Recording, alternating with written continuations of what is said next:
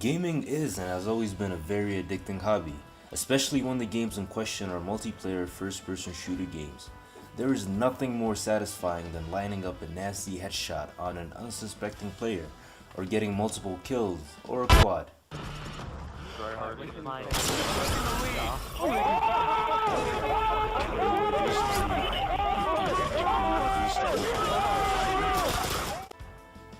In this video, I will count down the top 10 free-to-play first-person shooter games on the market today. That's right, you heard me correctly, I said free. All these top quality games are available to you today free of charge. I will provide the download link to them in the description below.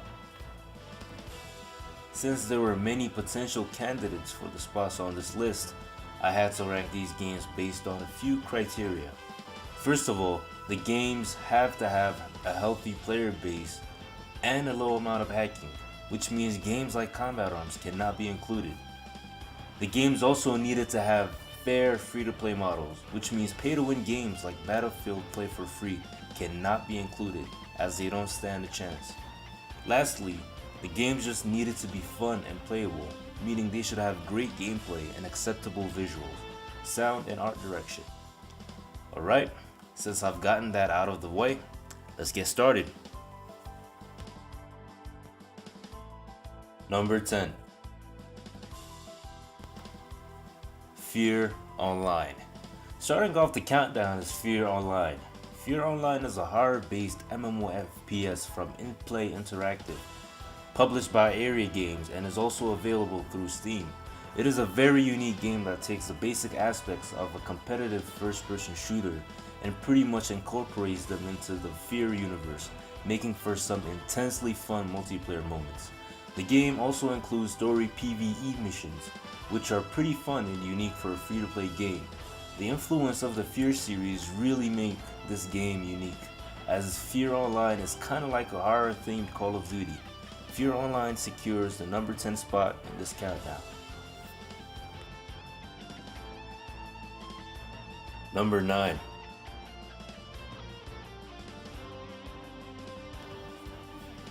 Neo Tokyo. What do you get when you take the tactical gameplay of Counter-Strike and introduce futuristic sci-fi elements to it? You get the wonderful Half-Life 2 Total Conversion mod, that is Neo Tokyo. Being in development since 2004 and finally releasing on Steam in 2014, Neo Tokyo puts you in control of cybernetically enhanced soldiers fighting through various objectives. The game takes inspiration from the Ghost in the Shell universe. The gameplay is very fun and tactical, and may take some getting used to at first. Because it is very tactical, it is a bit slower paced than most of its competition. Some people even argue that this game, at its best, is better than Counter-Strike itself. Why don't you be the judge? Give Neo Tokyo, ranked number 9 in this countdown, a well-deserved try. Number 8.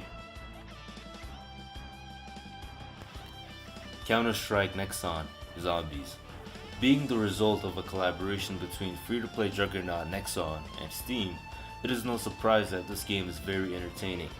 The game is pretty much a free version of Counter-Strike 1.6, an already very popular game, but there's a twist. The addition of a new zombie mode that allows players to defend themselves against fast zombies in various modes really makes a difference. The game is very fun, and since it isn't graphically demanding, it will run pretty much on any modern system. It's pretty much the superb PvP of Counter-Strike 1.6 mixed with very fun new zombie PvP and PvE modes, all for free. What more could a FPS fan want? Counter-Strike shoots its way through this countdown at number 8. Number 7. Gotham City Imposters. Now this one really surprised me. Being a game that was first released on consoles as a buy-to-play game, it didn't look like it would impress me. I mean, just look at it. The game is sillier than Team Fortress 2. After downloading it and playing it for a couple of hours, I felt a bit fooled. The game is very fun. It features Batman and the Joker imposters duking it out against each other for kills and objectives using very creative weaponry. The game is balanced beyond belief and the free-to-play model used is incredibly fair. At some point I forgot that I was playing a free-to-play game since the game doesn't advertise itself so much. If you're into class-based games like Team Fortress 2, give this game a try. Gotham City Imposters take the number 7 spot in this countdown. Number 6. Warface. You know you've got yourself a good game when the developers of Crytek, decide to make a competitive free-to-play first-person shooter. Although at the time I'm making this video, Crytek is facing financial issues, the game is still being fully supported. Boasting some of the best graphics ever seen in a free-to-play game, the game really doesn't try to make itself different, and somehow that works. The game can even be called a generic competitive first-person shooter, but a really good one. The gameplay is fun and the game doesn't encourage running and gunning. If you're tired of the PvP, there is a great class-based PvE mode that takes players through various missions across the globe. Simplicity can sometimes be a good thing, and Warface, my number 6 game in this countdown, is proof of that. Number 5.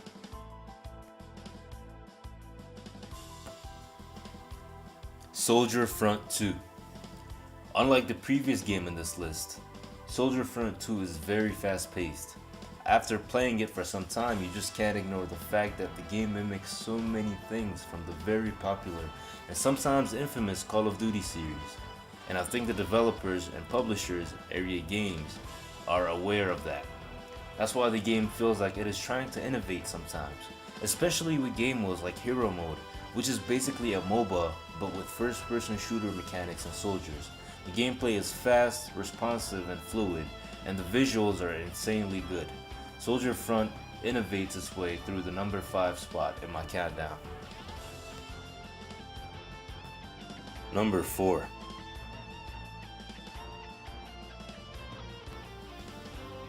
Team Fortress 2. What can I say about Team Fortress 2 that hasn't already been said in the past? The game is a comical masterpiece. Sure, you can call it Hat Fortress or whatever, but there is no denying that this game is simply fun. It has a very large and dedicated player base, and it is the inspiration behind upcoming class-based games like Overwatch. Developed by Valve itself, the game has tons of support and updates. It has class-based PvP and PvE, and is probably the funniest game in this countdown, with Gotham City Imposters lagging behind. Team Fortress 2 hilariously finds its way to the number 4 spot on my countdown. Number 3.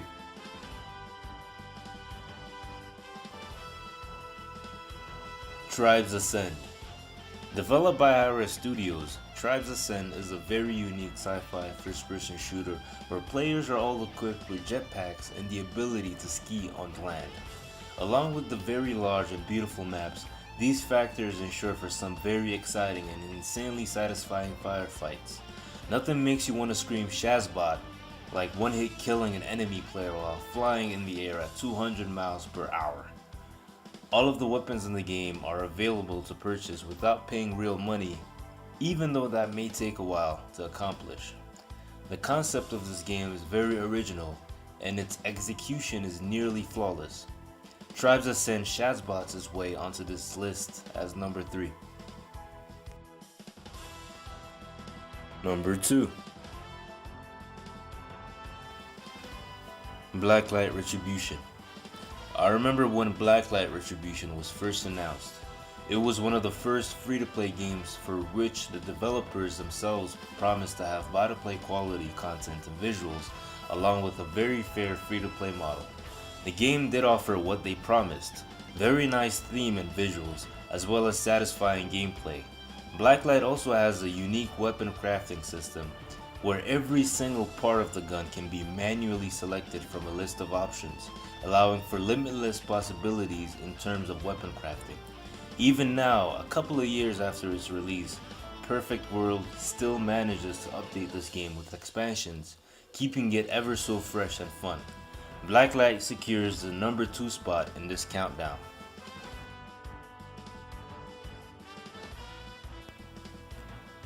Now, before we reach number 1, here are some honorable mentions.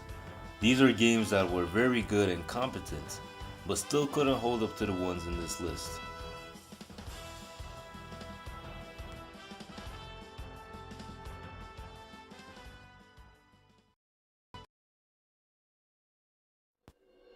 And finally, number 1.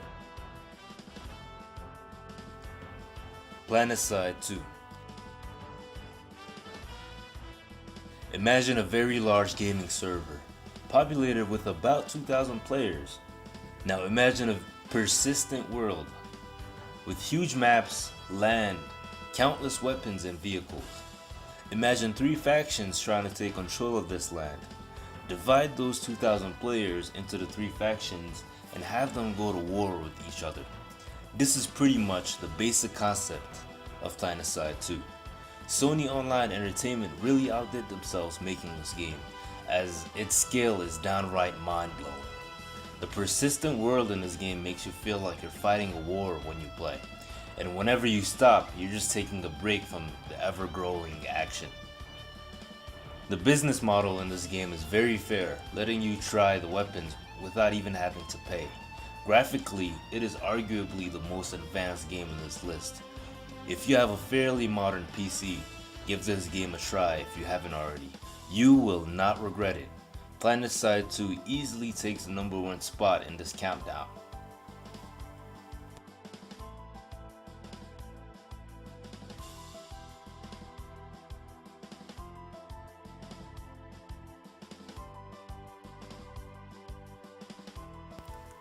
Alright fellas, what did you think of this list?